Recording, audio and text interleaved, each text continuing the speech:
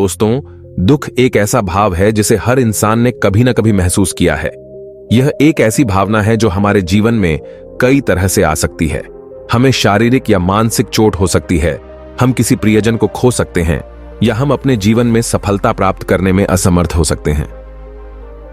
इस दुनिया में बहुत सारे लोगों को दुख मिलता है, बहुत सारे लोगों को दुख का सामना करना पड़ता है। किसी को दुख पसंद नहीं है, लेकिन हर एक को दुख मिलता है। क्या ऐसा एक भी व्यक्ति होगा जिसे दुख न मिला हो? बहुत मुश्किल है। लेकिन क्या कभी आप सोचे हैं कि यह सारा दुख सिर्फ आपको मिला है? नहीं, सबको दुख का सामना करना पड़ता है, सबको। तो आज हम आप लोगों को एक ऐसी घटना के बारे में बताने वाले हैं जिसे इतना दुख मिलता है, जिसे इतना दुख मिलता है कि आप सोच भी नहीं सकते, आप कल्पना नहीं कर सकते, जिसके दुख को सुनकर आपका हृदय कांप उठेगा। लेकिन इतना दुख भोगने वालों को भी अंत में उन दुखों से मुक्ति का मार्ग मिला। उसे भी सौभाग्य मिला अपने सारे दुखों को दूर करने का। वो कैसे मिला, वो आप इस कहानी के माध्यम से समझ पाएंगे। दोस्तों, महात्मा बुद्ध के समय में श्रावस्ती में एक सेठ का परिवार रहता था। एक दिन सेठ की पत्नी गर्भवती हो गई। वह बहुत खुश थी। वह भगवान से प्रार्थना करती थी कि उसे एक बेटा पैदा हो। समय बीतता गया और सेठ की पत्नी ने एक बेटी को जन्म दिया। सेठ और उसकी पत्नी बहुत निराश हुए। वे चाहते थे कि उन्हें एक बेटा हो, लेकिन बेटी बहुत ही सुंदर और प्यारी थी। सेठ और उसकी पत्नी ने उसे बहुत प्यार किया। बेटी बड़ी होती गई। वह बहुत ही दयालु और मधुरभाषी थी। वह अपने माता पिता की बहुत आज्ञाकारी थी। बेटी का जन्म होने के बाद घर के लोग बहुत खुश थे। घर में बहुत खुशियां मनाई जा रही थीं। धीरे धीरे वह बच्ची बड़ी होने लगी। वह बच्ची बड़ी होने के बाद बहुत सुंदर दिखती थी। इतना सुंदर के देखने के बाद मन प्रसन्न होता था। चेहरा चमकदार था, आकर्षित था। माता पिता ने सोचा, इतनी सुंदर बेटी को बहुत ध्यान से रखना होगा, कहीं भाग न जाए लड़कों के साथ, क्योंकि उस समय में भी ऐसा था कि लड़कियां लड़कों के साथ भाग जाती थीं। वर्तमान में भी है। आप देख रहे हैं तो माता पिता ने बेटी को महल में ऊपर के एक कमरे में सेट कर दिया। सारा खाना पीना सोना सब उसको ऊपर मिलता था। बाहर निकलने ही नहीं दिया जाता था। धीरे धीरे वो जवान हो गई। घर से बाहर नहीं जाती थी। तो कमरे में एक खिड़की थी, उसी खिड़की से देखती रहती थी। तो मालूम है उसे खिड़की से क्या दिखता था? उसे घर का एक दृश्य दिखता था। उसे घर का एक दृश्य दिखता था जहां घर का नौकर दिखाई देता था। उसकी नजर में सिर्फ वही लड़का दिखता था, नौकर। और धीरे धीरे इस लड़की के मन में उस नौकर के प्रति प्यार उत्पन्न हो गया। अब धीरे धीरे चुपके चुपके मिलती हैं, उसे बातें करती हैं। अब उसका मन पूरा उस लड़के के ऊपर चला गया। अब इसको महल में बहुत कष्ट होता था। कष्ट होता था मतलब सुख है, परंतु इसे चाहिए कहीं अलग जगह पर जाना। लड़की को महल अब जेल जैसा लगने लगा था। वो हजारों हजारों बार रोई। वो हजारों हजार बार रोई। अरे, हमको उस लड़के के साथ जाने का मौका मिलता तो कितना अच्छा होता। और उसी बीच उसके माता पिता ने उसकी शादी के बारे में बात की। माँ बाप अपनी बेटी को बोलते हैं, बेटी तुम्हारी शादी के लिए एक सुंदर लड़का देखे हैं, हम तुम्हारी शादी करेंगे। बेटी बोलती है, माँ अभी क्यों शादी करेंगे, अभी तो हमको अच्छे से ज्ञान भी नहीं हुआ है। शादी करने के बाद तो फिर माँ पिताजी विदा हो जाते हैं, हम आपके साथ रहना चाहते हैं। माँ पिताजी, आप मेरी शादी बाद में करें, लेकिन मन में क्या है? मन में है भाग जाने का इरादा। अगले दिन उसी नौकर के पास लड़की जाकर बोलती है, मेरे माता पिताजी मेरी शादी करवाने वाले हैं, लेकिन क्या तुम नहीं जानते हो, क्या तुम नहीं जानते हो, मैं अपना पूरा दिल तुम्हें दे चुकी हूं। मेरा यह पूरा जीवन तुम्हारा है। अगर तुम नहीं मिले तो मैं मर जाऊंगी, तुम नहीं मिले तो मैं जिंदा नहीं रहूंगी, मैं जहर खा लूंगी। बेचारा नौकर परेशान हो गया, असहाय हो गया। अब क्या करें, वह भी सोच में पड़ गया। अरे, इतनी कोमल लड़की को हम कैसे लेके जाएंगे? इतने सुख से जीवन बिताए हुए कि हम कैसे देखभाल करेंगे? परंतु लड़की बोली, कुछ नहीं, मैं जो बोलती हूं सुनना पड़ेगा। कल सुबह हम नौकरानी का रूप लेकर आएंगे, नौकरानी का रूप धारण करके आएंगे और कल सुबह भाग जाएंगे। तुम कल सुबह तैयार रहना। तो दोस्तों, जब मन में राग उत्पन्न होता है तो मनुष्य को हित और अहित मालूम नहीं चलता है। इसलिए भगवान बुद्ध बताए हैं, निराग समूह राग के समान दूसरा आग नहीं है। जब राग नाम की अग्नि से मनुष्य जलता है तो उसको कुछ नहीं दिखाई देता। अभी उस लड़की को देखिए, अभी उस लड़की को देखिए। माँ पिताजी बचपन से जन्म देकर बहुत मेहनत से पाल पोस कर बड़ा किया था। उस माँ बाप को क्षण भर में भूल गई। वो लड़की क्षण भर में उस लड़के के साथ भागने के लिए तैयार हो गई, माता पिताजी के विरुद्ध जाने के लिए तैयार हो गई। वर्तमान में भी कितने सारे लोग हैं जो लड़के हैं या लड़कियां बिना माता पिता को बताए चोरी चोरी भाग जाते हैं। उसके मन में भी ऐसा विचार आया, लेकिन देखिए वो विचार कितना खतरनाक है। वो विचार बाद में बहुत ही दुखद है, बहुत ही दुखदाई है। इसलिए कभी भी आप लोग ऐसा निर्णय मत लीजिए। ऐसा गलत निर्णय माता पिता के विरुद्ध कभी मत जाइए, क्योंकि जो माँ बाप इतनी मेहनत से पाल पोस कर बड़ा किया, उनको दुख देना ठीक नहीं है। तो ये लड़की निर्णय ले ली। उसने सोच लिया कि हम भागेंगे तो भागेंगे। अगले दिन सुबह सुबह चोरी चोरी नौकरानी का रूप धारण करके नौकर के साथ घर से भाग गए। अभी जा रहे हैं कैसे खुशी खुशी की, अब तो हमको पूरा फ्रीडम मिल गया, हम सुख से रह सकते हैं। लेकिन सुख ज्यादा दिन नहीं होता। आजकल के लोग भी भागते हैं, वैसे ही खुशी खुशी भागते हैं कि अरे हम लोग तो घर के बंधन से मुक्त हो गए। परंतु उन लोगों को मालूम नहीं है कि भागने के बाद कुछ ही समय जाता है, फिर बहुत दुखों का सामना करना पड़ता है, बहुत दुखों का। दोनों दूर एक गांव में गए। गांव में जाकर के घर बसाए। दोनों मिलकर छोटा सा झोपड़ी बना लिए। कुछ दिन खुशी का समय था। कुछ समय के बाद थोड़ा खुशियां और बढ़ गई, क्योंकि वो लड़की अब गर्भवती हो चुकी थी। बहुत खुश हो गई। लेकिन जब गर्भ बड़ा हुआ, 9 महीना का हुआ, तो उस लड़की को मां याद आने लगी। सोच रही है हमने गलत किया, हमें भागना नहीं चाहिए था। लेकिन कोई बात नहीं, हम अपनी मां के पास जाएंगे, मां से क्षमा मांगेंगे। मां की छाया सुखदाई है। अपने पति को बोलती है कि देखो मैं अभी गर्भवती हो गई हूं, अभी हमको मां का उपकार चाहिए, मां का उपदेश चाहिए, इसलिए हम लोग मां के पास चलते हैं। क्योंकि मां बाप बहुत ही दयावान होते हैं, हम लोगों को क्षमा कर देंगे। चलो। लेकिन पति डर गया। अरे मालूम है तू क्या कह रही है, हम भिखारी, हम नौकर, वो सेठ जी कभी क्षमा नहीं करेंगे, वो सेठ जी कभी क्षमा नहीं करेंगे हम लोगों को, हम नहीं जाएंगे। परंतु लड़की हमेशा बोलती रही कि नहीं चलो। वो हमेशा मना करते रहा। एक दिन पति जब लकड़ी काटने के लिए जंगल में गया था, क्योंकि वो लोग अपना जीवन ही बिताते थे लकड़ी काटकर। एक दिन पति जब लकड़ी काटने के लिए जंगल में गया था, क्योंकि वो लोग अपना जीवन ही बिताते थे लकड़ी काटकर उसे बेचकर। पति जंगल में गया था लकड़ी काटने के लिए। उसी दिन ये गर्भवती मां बिना किसी को बताए चुपके से निकल गई। 9 महीने का गर्भ लेकर निकल गई मां के पास जाने के लिए। देखिए गलती करने के बाद मां याद आती है। निकल गई। शाम को पति जब घर आया, घर आने के बाद देखा कि पत्नी घर में नहीं है। वो बहुत परेशान हो गया। अगल बगल से पूछा तो पता चला कि वो तो चली गई। दौड़ करके पति गया। पत्नी को खोजने के लिए दौड़ कर जाने के बाद पत्नी मिल गई। रास्ते में एक जगह पर बहुत थकान होने के कारण एक जगह बैठकर आराम कर रही थी। ये जाकर के बोलता है कि तुम क्यों नहीं सुनती हो मेरी सुंदरी, क्यों नहीं मेरी बातों को मानती हो, चलो वापस घर चलो, मत जाओ। इसके बाद उसकी पत्नी बोलती है तुम अच्छे टाइम पर आ गए हो, मेरे पेट में दर्द हो रहा है, लगता है बच्चा जन्म लेने वाला है। अब दोनों परेशान हो गए। आसपास इधर उधर देखा।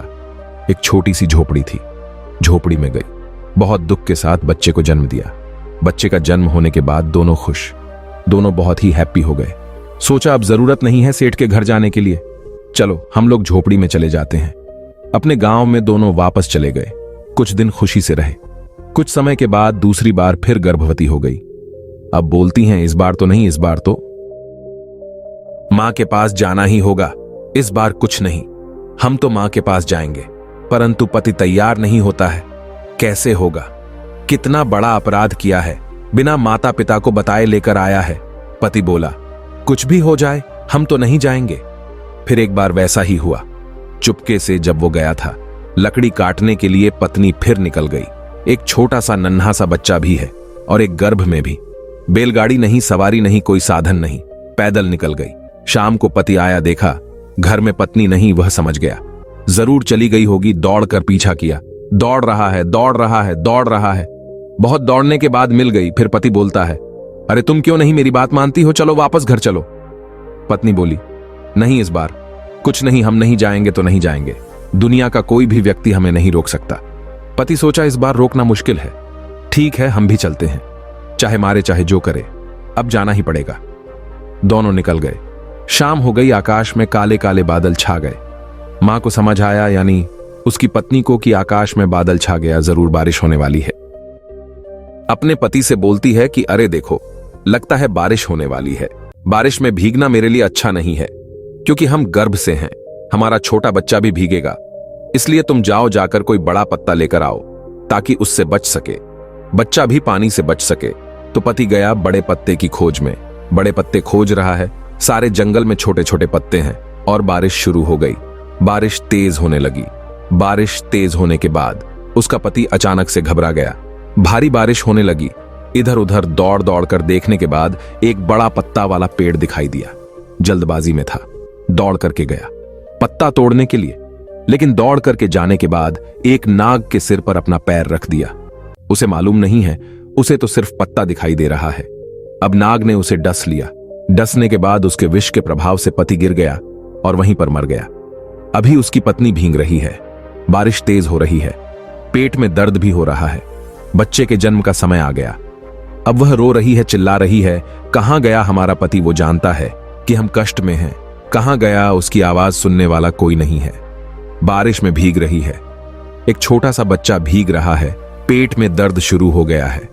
बहुत दुख हो रहा था उस समय उसके शरीर में, लेकिन किसी तरह बारिश में भीगते भीगते बहुत मुश्किल से बच्चे को जन्म दे दिया। क्या कभी आप लोगों ने किसी को बारिश में बच्चे को जन्म देते हुए देखा है? कितना दुख से वो जन्म दी होगी। अभी किसी तरह से बच्चे को जन्म दे दे। महाबारिश, एक भी झोपड़ी नहीं, सिर्फ जंगल। इसके बाद बच्चे को भी बचाना है। बारिश में नन्हा छोटा सा बच्चा को मालूम है क्या कि अपने पेट के नीचे रख के दोनों बच्चों को, एक छोटा बच्चा और एक नया बच्चा जो उसी टाइम जन्म लिया था, दोनों को अपनी गोद में रखकर उसी प्रकार रहती है। बारिश में बचाने के लिए बैठी है। अभी बहुत दुख से मां भीग रही है। मां रात भर बारिश में भीगती रही। सुबह आसमान साफ हो गया। बारिश रुक गई। अभी एक बच्चे को अपनी गोद में उठा करके बोलती है, चलो बेटा, तुम्हारे पापा को खोजते हैं। पापा कहां हैं? तुम्हारे चिल्ला रही है, कहां हैं? सुनिए, सुनाई नहीं दे रहा है क्या? आप कहां हैं? उसके दिल में घबराहट भी हो रही है, डर रही है कि कहीं मेरे पति को कुछ हो तो नहीं गया। अरे, मेरे पति को कुछ नहीं होना चाहिए। ईश्वर, मेरे पति को कुछ नहीं होना चाहिए। अभी कामना कर रही है, लेकिन उसके दिल में डर है। इधर उधर गई, खोजते खोजते मिल गया। पति का शरीर गिरा हुआ है। समझ गई बगल में बिल भी था। अरे, मेरा पति मर गया, सांप काट लिया। इसके बाद बहुत रोई, बहुत रोई। इतना जोर जोर से रोई कि पूरा जंगल कांप उठा, परंतु उसकी आवाज सुनने वाला कोई नहीं था। कोई नहीं सिवाय जानवर के। किसको बताए? कोई नहीं उसकी आवाज सुनने वाला। पत्तों से ढक करके चली गई रोते रोते। रास्ते में एक नदी मिली, क्योंकि एक नदी पार करके जाना पड़ता था। रात भर बारिश होने के कारण नदी में बाढ़ आ गई थी। पानी पूरा तेजी से जा रहा था। अभी यह नदी देख के एक बार नदी का प्रवाह देख है, एक बार अपने बच्चे की ओर देखती है। इतनी तेज बाढ़ में हम कैसे जाएंगे? कल रात हम बच्चे को जन्म दिए हैं। हमारे शरीर में ताकत भी नहीं है। हम कैसे इन दोनों बच्चों को इस बार के पार लेकर जाएंगे? उसके दिल में डर आ गया। उसके दिल में डर आ गया।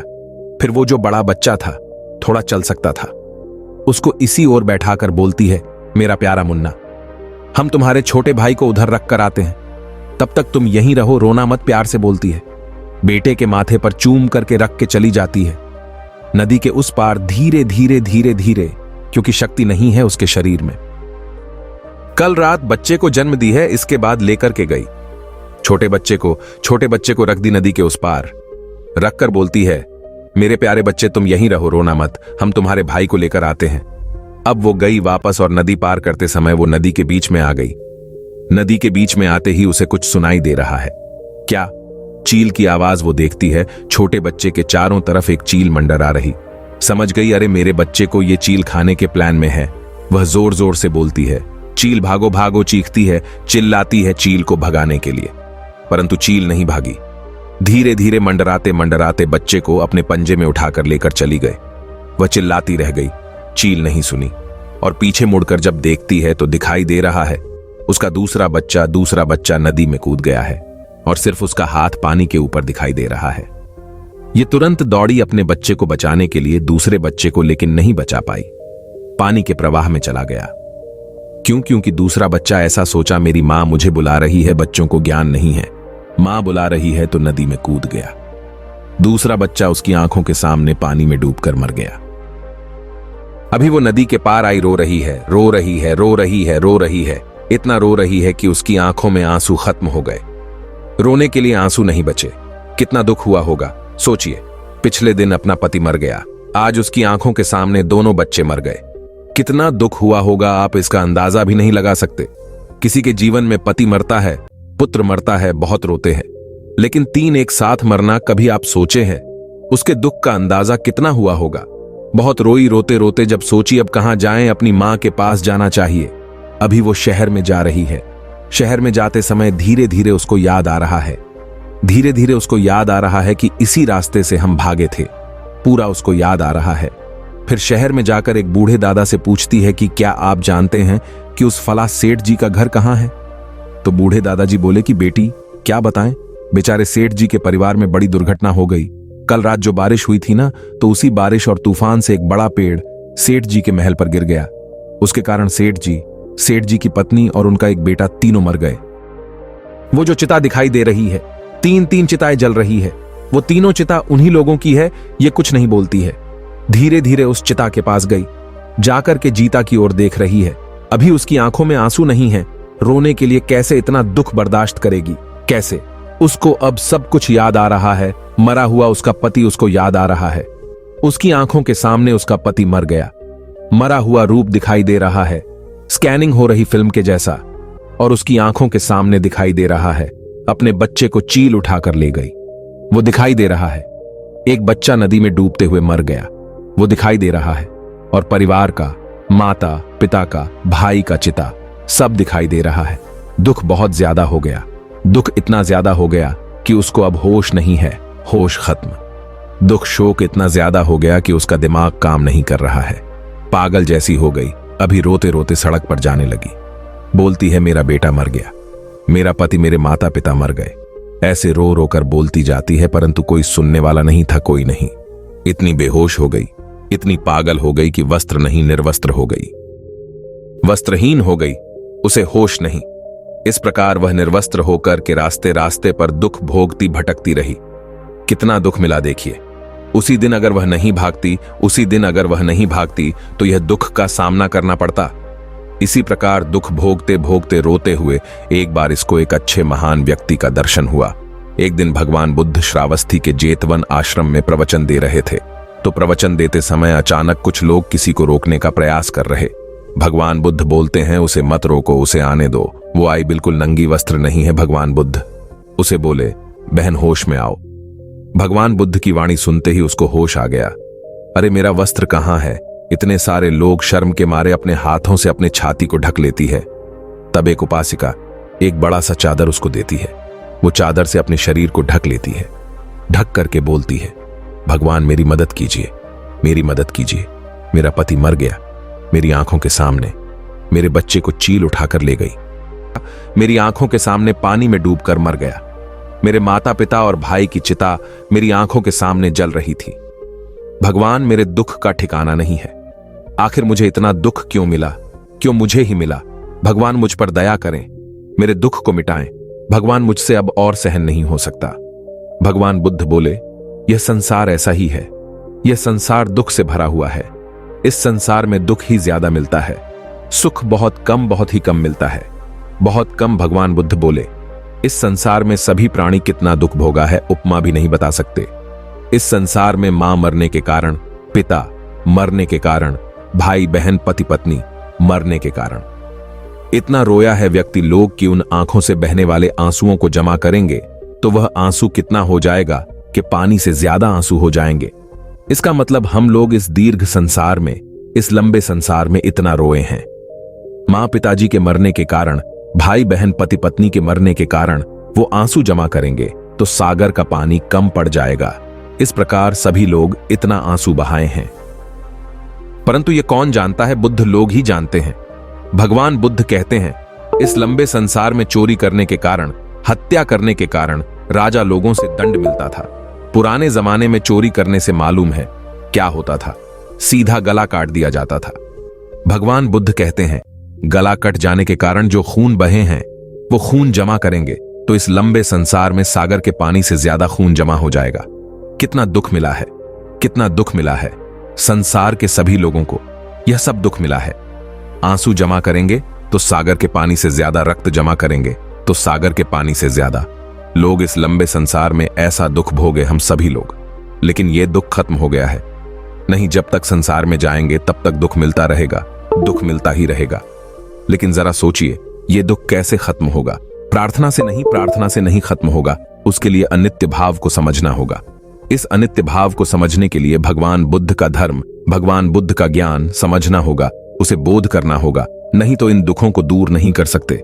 भगवान बुद्ध इस संसार में, इस ब्रह्मांड में सभी प्राणियों को सत्य बताते हैं, सत्य बता के उन्हें दुखों से मुक्त करवाते हैं। भगवान बुद्ध एक घटना के बारे में बताते हैं कि एक स्त्री थी जिसका नाम था बंधुल मल्लिका। उसके 32 बेटे थे। उसके 32 बेटे थे, जुड़वा। उसने एक 16 बार बच्चों को जन्म दी थी। हर बार जुड़वा, इसलिए 32 बच्चे थे और सभी बच्चे बहुत शक्तिशाली थे। और एक दिन कोई स्त्री बंधुल मल्लिका भिक्षु संघ को दान दे रही थी। दान देते समय एक नौकरानी के हाथ से एक बर्तन गिरा और वो बर्तन गिरने से टूट गया। एक भंते जी बोलते हैं कि अरे बंधु मल्लिका, गुस्सा मत करो, इस संसार में सब चीज टूट जाता है।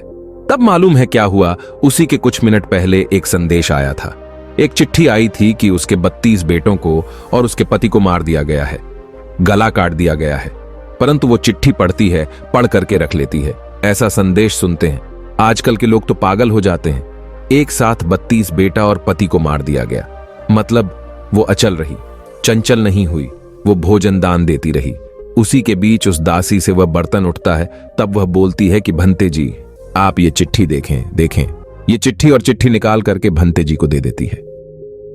बोली, भंते जी, कुछ समय पहले संदेश आया कि आपके 32 बेटे और पति को मार दिया गया है। यह संदेश पढ़ के भी मुझे कोई दुख नहीं हुआ, मेरा मन चंचल नहीं हुआ, तो इस छोटे से बर्तन का क्या, एक छोटा सा बर्तन टूटने से क्या होगा मुझे। देखिए तो कैसा अचंचल मन था, कैसा अचंचल मन था। उसका बड़ा संदेश आने के बाद भी वो रोई नहीं, दुखी नहीं हुई। कैसे हुआ ये? क्योंकि वो भगवान बुद्ध का धर्म सुनती थी, भगवान बुद्ध के धर्म का बोध कर रखी थी।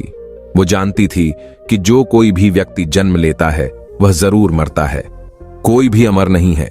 इस जन्म में, इस जीवन में बिना निमंत्रण के आया और बिना निमंत्रण के चला गया। जिस प्रकार से पका हुआ आम आप लोग देखे ही होंगे, पका हुआ आम का कोई सीमित समय होता है, निश्चित समय की ये पका हुआ आम सुबह में गिर गया, दोपहर में या शाम को या रात को नहीं, कभी भी वो आम गिर सकता है। उसी प्रकार सभी लोगों का जीवन है, उसी प्रकार सभी लोगों का जीवन है। बचपन में, जवानी में, बुढ़ापे में किस समय मृत्यु हो जाएगी पता नहीं, कभी भी मर सकता है। वो ऐसा बोध कर रखी थी वो बंधुल मल्लिका। जिस प्रकार मिट्टी का बर्तन एक न एक दिन टूट ही जाता है, उसी प्रकार संसार में सभी लोगों का जीवन है, पता नहीं किस दिन खत्म हो जाएगा। कोई इस प्रकार का बोध कर रखी थी। जिस प्रकार पेड़ में पत्ते होते हैं, हरे हरे पत्ते, जब पत्ता पीला हो जाता है तो पीला हो गया, वह पत्ता वापस हरा नहीं होता। उसी प्रकार जो व्यक्ति बूढ़ा हो जाता है वह व्यक्ति वापस जवान नहीं होता। उसी पेड़ में और भी पत्ते होते हैं जो गिर जाते हैं। जिस प्रकार पत्ता पेड़ से गिर जाता है वापस पेड़ से जुड़ता नहीं है, उसी प्रकार जो व्यक्ति मर जाता है वह वापस जिंदा नहीं होता, वो वापस इस लोक में नहीं आता है। इस प्रकार ऐसा बोध करना होगा। यह सब बोध करने के लिए भगवान बुद्ध जी का धर्म सुनना होगा, तभी आप लोग दुख दूर कर सकते हैं, दुखों के बीच में बिना शोक के रह सकते हैं। बंधुल मल्लिका इस प्रकार से सोचती थी कि सिर्फ मेरे ही घर में नहीं, इस संसार में सभी परिवार में कोई न कोई मरा है। ऐसा एक भी परिवार नहीं है धरती पर जिस परिवार में कोई मरा ना हो। जरा आप सोचिए तो क्या सिर्फ आपके ही परिवार में किसी की मृत्यु हुई है? नहीं, इस संसार में जितना भी परिवार है, इस धरती पर सभी के परिवार में मृत्यु हुई है।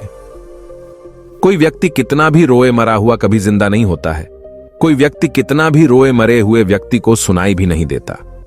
तो रोने का क्या लाभ? रोने से कोई लाभ नहीं है, लेकिन इसको बोध करने के लिए भगवान बुद्ध का धर्म जानना अति आवश्यक है। तभी ऐसा अचंचल और दृढ़वान मन बनता है, शक्तिशाली बनता है। तो इस प्रकार से धर्म बताने के बाद पटाचारा शांत हो जाती है, भगवान से बोलती है कि मुझे भी अपनी शरण में ले लीजिए, और वह भी भिक्षु बन जाती है।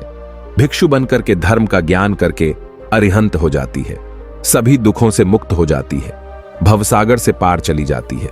देखिए कितना भाग्य मिला उसको, संसार से पार गई।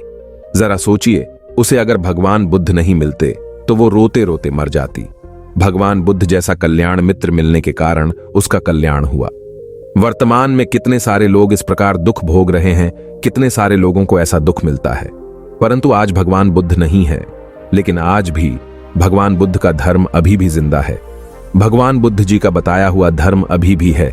उन सत्यवाणियों के द्वारा सभी लोग अपना दुख दूर करते हैं। बस उसे अपने जीवन में अपनाना होगा।